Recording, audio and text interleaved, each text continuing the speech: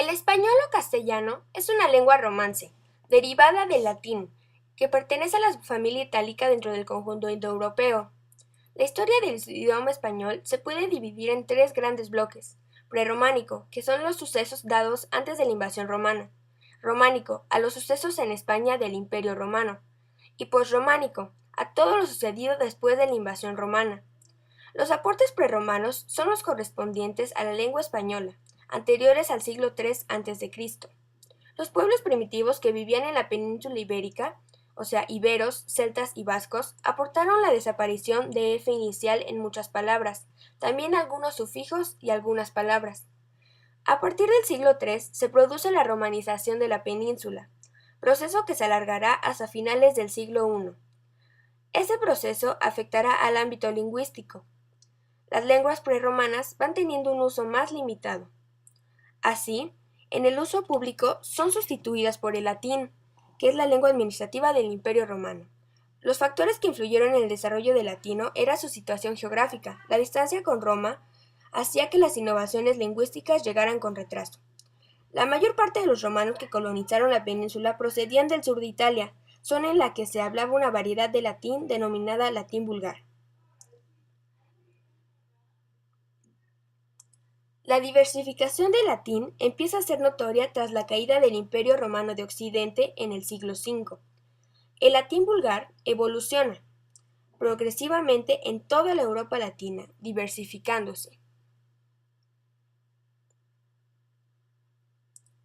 En ese siglo se producen las invasiones bárbaras, lo cual va a permitir la incorporación al español de algunos vocablos germánicos, junto con los que ya habían entrado anteriormente en el latín vulgar. En el siglo VIII, la invasión musulmana de la península ibérica pone a las lenguas romances peninsulares bajo una fuerte influencia del árabe, apareciendo el mozárabe.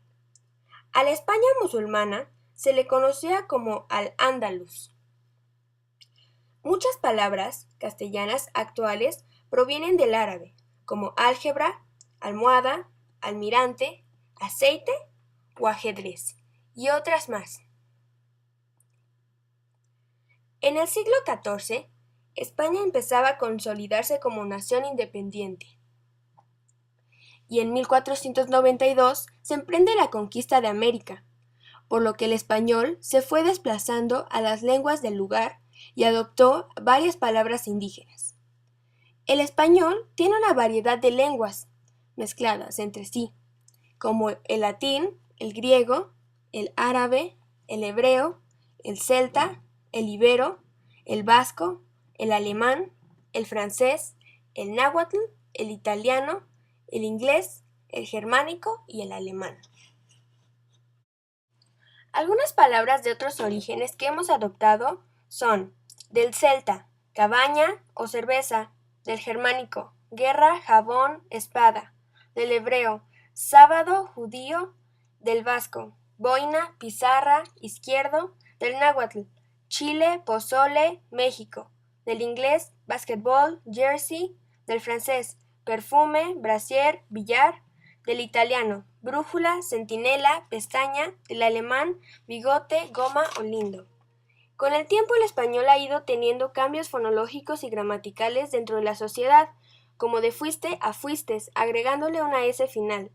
Si se sigue así, puede ser que la lengua llegue a un punto que la cambie por completo, es decir, que ya no se conozca como lo que es hoy. Y en conclusión, el español, aunque no sea una lengua que domine a nivel internacional, es importante a nivel Latinoamérica. Y para que siga así, hay que hablarla con propiedad y saber difundirla alrededor del mundo, para que ésta en algún punto pueda llegar a ser una de las lenguas más habladas a nivel internacional.